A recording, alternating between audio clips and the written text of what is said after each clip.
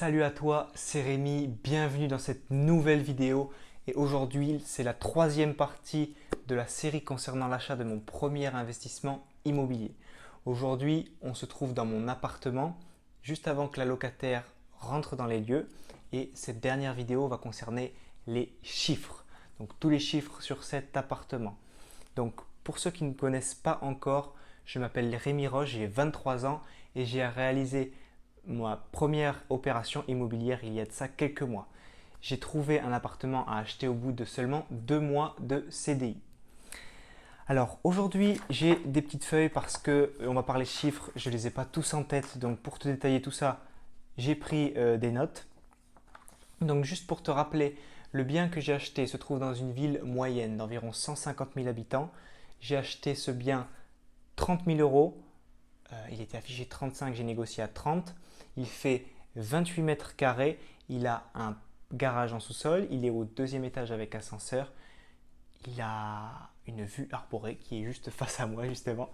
Et donc il est super calme et voilà. Donc j'ai fait une première vidéo où je te montre l'appartement avant. Donc comment je l'ai acheté, comment étaient les photos quand je l'ai acheté. J'ai pas tourné de vidéo mais j'ai pris des photos. La deuxième vidéo concerne le tour du propriétaire où je te montre tous les meubles et toutes les prestations que j'ai mis dans ce logement. Et donc là, aujourd'hui, on va parler chiffres. Alors, cet appartement, comme je t'ai dit, je l'ai acheté 30 000 euros frais d'agence inclus. Mon prêt immobilier est de 37 458 euros. Donc, ces 7 000 et quelques euros concernent d'une part tout ce qui est notaire, d'autre part tout ce qui est travaux. Donc la partie notaire est de 4 273 euros. Alors le notaire ne m'a pas coûté ce prix-là, c'est quand même beaucoup.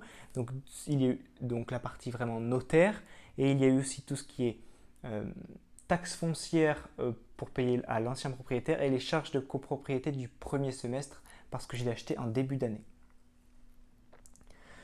Donc ensuite, il y a eu 3 185 euros de travaux, en tout cas dans le budget prêt immobilier.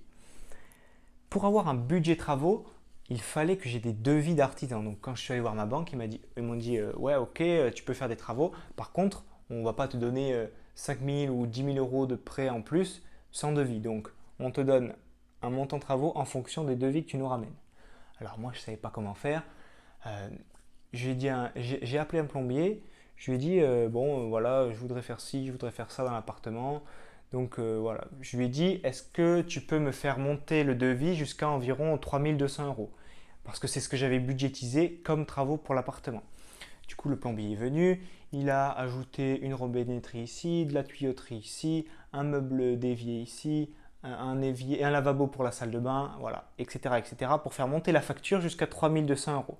J'ai envoyé ça à ma banque, ils étaient contents. Alors après, j'ai pas du tout fait 3 200 euros de plomberie, j'ai fait 400 euros de plomberie et le reste c'était juste pour acheter de la matière première pour faire les sols, les murs, etc., etc. Mais c'était le principe. La banque ne te donnera pas de l'argent juste parce que tu as dit, toi, que tu pensais qu'il y avait 5 000 euros de travaux. Jamais elle te fera ça. Donc elle le ferait toujours sur devis. Alors, comme je te disais, dans ces 3 185 euros de travaux, il y a eu 400 euros pour le plombier et ensuite il y a eu 650 euros pour la cuisine et pour tout le reste, lino, meubles de salle de bain, peinture, parquet, c'est à peu près 2000 euros, donc ce qui restait.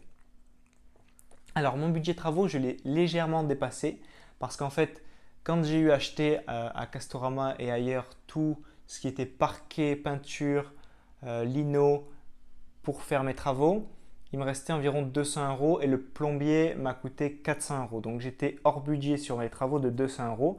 Donc la banque ne m'a pas prêté plus, mais moi j'ai mis de ma poche les 200 euros manquants pour le plombier. Et je voulais juste reprendre avec toi l'exemple de la cuisine. Donc tu as vu dans mes précédentes vidéos. Donc la cuisine, je l'ai payé 650 euros. Et un bloc kitchenette classique que tu achètes en kit chez But, non pas chez But, pardon, chez Casto, chez Ikea ou ce genre de choses, ça te coûte 500 euros. Donc le différentiel est de 150 euros et tu as vu la différence, je peux te remettre même une photo maintenant.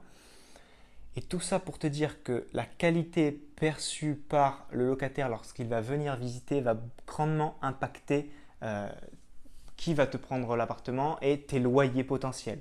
Donc 150 € sur une cuisine, ça fait toute la différence pour ton loyer. Et si tu veux faire de l'immobilier et être rentable, il ne faut pas que tu lésines et que tu aies peur de lâcher 150 € pour ci, 100 € pour une télé, etc. C'est comme ça que tu feras de la qualité et que tu seras bon et que tu performeras en immobilier. Donc maintenant au niveau des meubles. Alors mon budget de meubles était de 2000 € environ.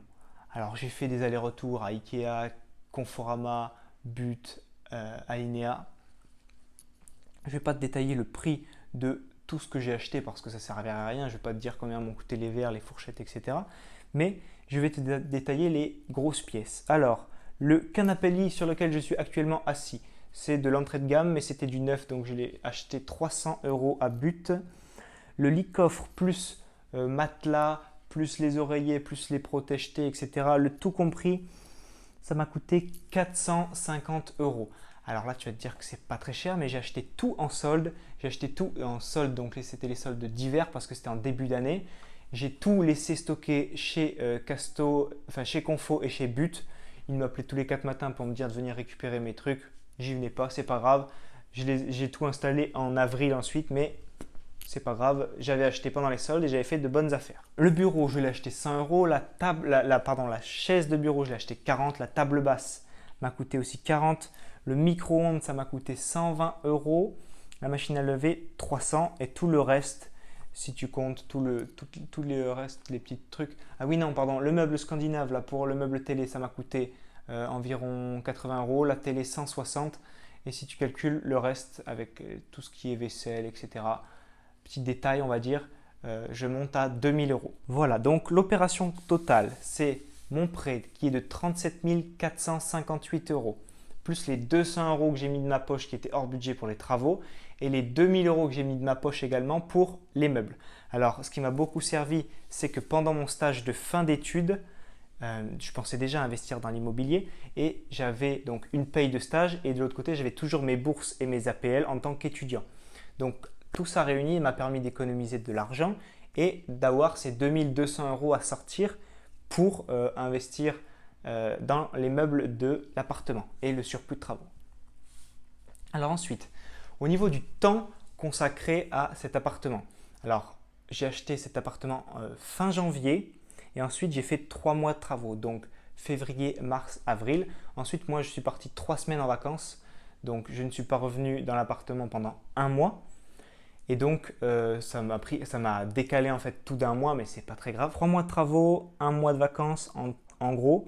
Donc, l'opération m'a pris 6 mois. Pourquoi 6 mois? Je rajoute entre 6 et 7 mois, pardon. Je rajoute 3 mois de plus pour avant trouver le bien, aller voir la banque pour avoir le prêt, faire le compromis en agence. Tout ça, ça prend beaucoup, beaucoup de temps.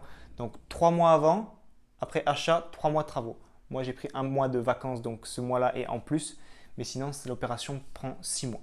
Alors moi, personnellement, j'ai choisi de faire les travaux moi-même parce que d'une, ça me faisait économiser pas mal d'argent et c'était ma stratégie. Donc si j'avais voulu déléguer les travaux, j'aurais cherché un rendement plus élevé de suite parce que je sais que si on délègue les travaux, certes, on gagne du temps. Enfin, on passe pas son temps dans l'appartement à faire des travaux.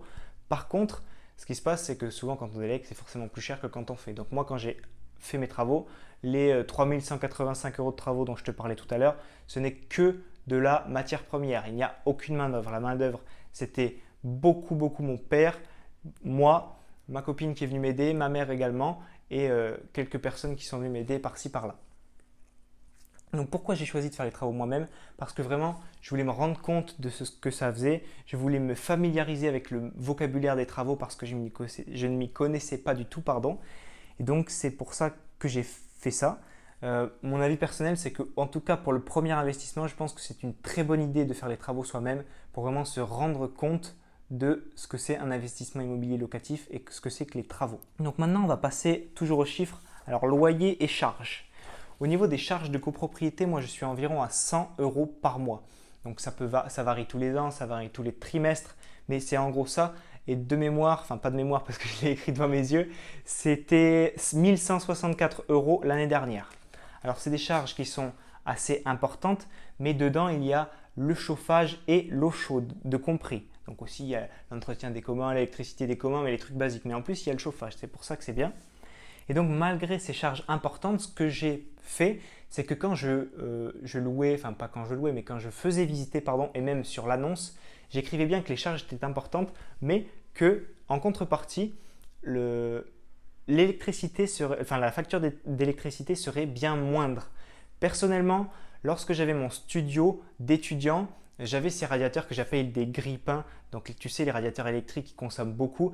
Et ces radiateurs me coûtaient les trois quarts de ma facture d'électricité. Donc c'est ce que j'essaie de faire comprendre aux locataires, aux futurs locataires qui venaient visiter, et aussi sur l'annonce lorsque j'ai fait, lorsque je l'ai écrite sur le Bon Coin. Ensuite, au niveau assurance PNO, donc l'assurance propriétaire non occupant, je crois que c'est ça. Hein. Donc propriétaire non occupant, ouais. C'est pas grand chose, ça doit être quelque chose de l'ordre de 50 € par mois. Donc pourquoi je dois avoir une assurance? Parce que même quand on est propriétaire et qu'il y a un locataire en place qui lui-même a une assurance, il faut que le propriétaire ait une assurance propriétaire non occupant. C'est la loi, c'est comme ça. Donc ensuite, au niveau taxe foncière, je suis à 550 € par an. Au niveau de mes mensualités, je suis à 154,25 €. J'ai fait un prêt pour la somme de 37 458 € sur 25 ans à un taux de 1,75. Et maintenant, combien je loue? Alors, le loyer, je loue 480 €, charges comprises. Alors, si tu te souviens et si tu as suivi ma première vidéo, ce que j'espère que tu as fait, j'avais annoncé un loyer de 440 €. C'est ce que j'espérais, j'avais projeté ce loyer-là. Alors, pourquoi j'ai un loyer plus important? Tout simplement parce que j'ai essayé. Je me suis dit, allez, pourquoi pas, on tente. J'avais fait un studio, vraiment, j'étais très fier de moi et je suis toujours très fier de moi. Et d'ailleurs, ma locataire adore le studio, donc vraiment, c'est vraiment super cool. Lorsque j'ai fait cet appartement, je me suis dit, voilà, maintenant, on va regarder les annonces sur le Bon Coin et on va regarder à combien sont les appartements. Donc, les appartements étaient, on va dire, ce que je regardais, c'était les appartements meublés haut de gamme. Hein. Les bas de gamme, je ne regardais pas. Le haut de gamme se situait, on va dire, vers les 440, 450 €. Et à chaque fois, je me disais, putain, moi j'ai quand même un lit et un canapé lit. Moi j'ai quand même une machine à laver. Moi j'ai quand même une place de parking en sous-sol avec garage. Donc je voyais toujours des trucs un peu mieux que chez la concurrence, même si la concurrence avait peut-être des choses mieux à certains moments, mais pas toujours tout. Donc ce que je me suis dit, c'est on y va, on essaye. Je le mets plus haut, vraiment plus haut que les autres, environ 25 à 30% au-dessus du prix du marché, je l'avais noté hein, parce que je ne me souvenais plus. Donc 25 à 30% au-dessus du prix du marché. Donc le prix du marché doit être 360, 380 € pour les meublés. Et moi je l'ai mis à 480. Je parle toujours charges comprises. Et donc, eh bien, je l'ai loué. Je l'ai loué à 480, donc c'est passé. J'avais fait de très beaux travaux. La locataire a adoré l'appartement et elle l'a pris de suite. Donc, c'est pour ça qu'il faut essayer. Ça a marché et si tu essayes de mettre un loyer supérieur à la normale et que tu as fait vraiment de bons travaux, ça passera. Donc tout ça pour dire que avec 480 € de loyer charges comprises d'un côté et de l'autre, mes mensualités, mes charges de copro, toutes mes charges finalement, j'ai à peu près 330 € ici et 480 € de loyer. Alors certains raisonnent en loyer hors charge et en faisant en sorte en faisant comme s'ils ne payaient pas la part des charges de copro qui revient à leur locataire. Moi, je compte comme si je payais toutes les charges de copro et je compte le loyer charges comprises. Donc le différentiel entre les deux, 330 480, ça veut dire que j'ai dans ma poche tous les mois 150 € de cash flow net. Le cash flow, c'est donc l'excédent de trésorerie, c'est-à-dire que tout compris, l'appartement me coûte 330 € par mois et il me rapporte 480 € par mois. Alors, ça c'est génial, ça veut dire que tous les mois, je me fais 150 €. Alors, imagine-toi dans ton entreprise, je ne sais pas si tu es étudiant, si tu travailles déjà, mais si tu travailles par exemple, est-ce que tu vas aller demander à ton patron une augmentation de 150 € par mois tous les ans? Et en plus, j'ai dit net, c'est-à-dire net de charge, donc pas, tu as vu les charges, c'est là, c'est les charges de copro et le loyer qui rentre, et net d'impôt, parce que grâce au statut que j'utilise, au statut fiscal que j'utilise, qui est le régime du LMNP au réel, et grâce à mon comptable, je ne payerai pas d'impôt pendant plusieurs années. Donc sur ta feuille de paye, tu ne demandes pas 150 euros d'augmentation, mais tu demandes environ, je ne sais pas moi, 200, 220 pour que net d'impôt, ça te fasse 150. Quand est-ce que ton chef va te donner 220 euros d'augmentation sur ta feuille de paye? Alors certains, ça peut être en 2 ans, en 5 ans, certains, ça peut être que dans 10 ans. Donc là, avec ce bien, en 6 mois de travail, alors forcément, il fallait de l'huile de coude, il fallait des nerfs, il fallait y aller au turbin, mais j'y suis allé et maintenant, j'ai 150 euros net qui tombent dans ma poche tous les mois et ça à vie. Donc vraiment, très bonne opération, très rentable. Je vérifie que je n'ai pas oublié de te donner quelques chiffres. Alors, laisse-moi 30 secondes. Non, je pense que c'est bon. Donc, je suis vraiment la preuve que tu peux réussir ton premier investissement immobilier, même quand tu n'y connais rien. La preuve, je n'avais jamais fait de travaux, je n'avais jamais été voir ma banque, j'avais seulement 2 mois de CDI. D'ailleurs, lorsque je suis allé voir ma banquière en lui disant « j'ai trouvé un appart pour le louer », elle m'a dit « vas-y, donne-moi tes 3 dernières feuilles de paye ».